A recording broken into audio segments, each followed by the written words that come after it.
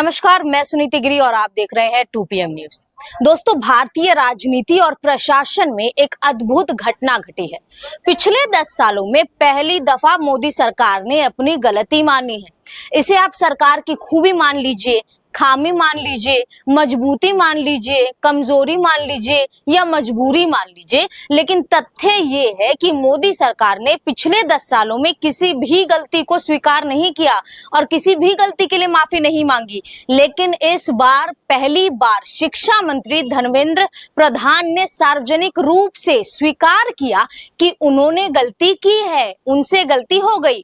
दोस्तों, ये एक बहुत महत्वपूर्ण कदम है क्योंकि पिछले एक दशक में मोदी सरकार के किसी भी मंत्री ने सार्वजनिक रूप से गलती स्वीकार ही नहीं की।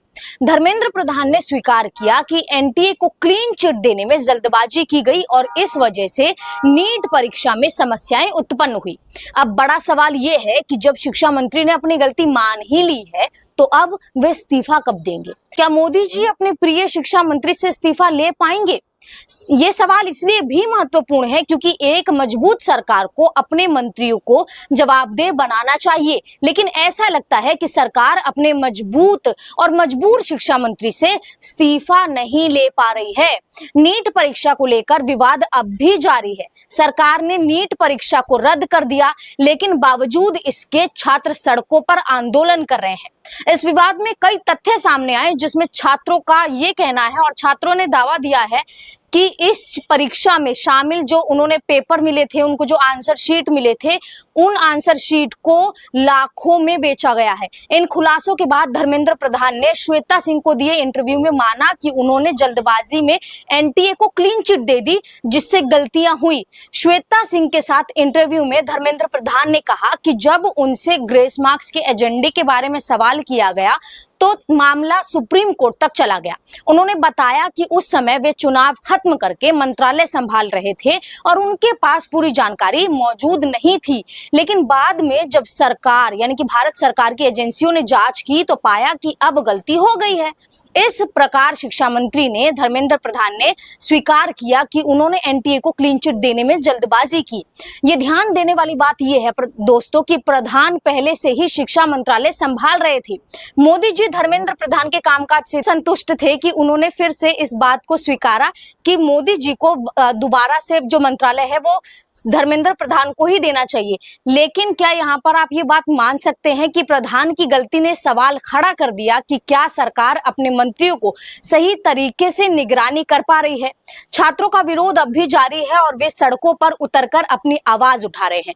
उन्होंने परीक्षा में हुए गड़बड़ घोटाले को उजागर किया और सरकार पर दबाव बनाया कि वे इस मामले पर उचित कदम उठाए।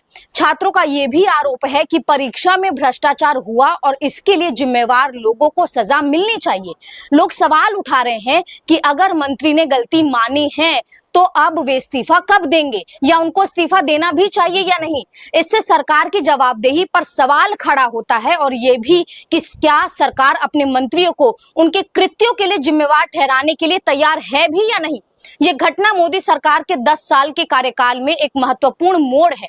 एक मंत्री का सार्वजनिक रूप से गलती स्वीकार करना एक बड़ा कदम है, लेकिन इससे ये सवाल उठता है कि क्या सरकार अपने मंत्री को उनके कृत्यों के लिए जिम्मेवार ठहराने के लिए तैयार है? शिक्षा मंत्री धर्मेंद्र प्रधान की माफी से ये स्पष्ट हो चुका है कि और ये स्पष्ट भी होता है, ये जाहिर तौर पर सामने आता है कि गलती हुई, लेकिन अब जनता की निगाहें इस बात पर है कि क्या प्रधानमंत्री मोदी इस मामले में कोई उचित कदम उठाएंगे और मंत्री से इस्तीफा ले भी पाएंगे। ये देखना बहुत महत्वपूर्ण होगा कि आने वाले दिनों में इस मुद्दे को लेकर मोदी सरकार क्या रुख अपनाती है और छात्रों को जो छात्र आंदोलन कर रहे हैं उसका परिणाम क्या निकलकर सामने आता है। फिलहाल इस वीडियो पर इतना ही और इस वीडियो पर आपकी क्या राय है हमें कमेंट बॉक्स में जरूर बताएं। तब तक के लिए सिर्फ इतना ही। नमस्कार।